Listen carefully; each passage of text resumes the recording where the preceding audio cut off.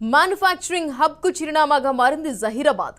కేంద్రం నిమ్స్ ను కేటాయించడంతో జహీరాబాద్ రూపురేఖలే మారనున్నాయి. ప్రపంచ స్థాయి గుర్తింపు పొందిన పరిశ్రమలు తరలి రానుండడంతో లక్షల ఉపాధి కల్పన జరగనుంది. మౌలిక వసతుల కల్పనతో ఆర్థిక సృష్టి జరగనుంది.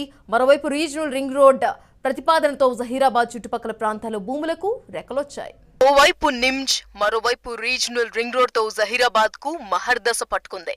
పారిశ్రామిక కారిడార్ తో జహీరాబాద్ కు భారీగా ప్రపంచ గుర్తింపు పొందిన పరిశ్రమలు తరలి రానున్నాయి. దీంతో తయారీ రంగంలో తెలంగాణకు భవిష్యత్ ఆశాకిరణంగా నిలవనుంది జహీరాబాద్. నిమ్స్ రాకతో జహీరాబాద్ లో భూముల విలువకు ఒక్కసారిగా రెక్కలొచ్చాయి.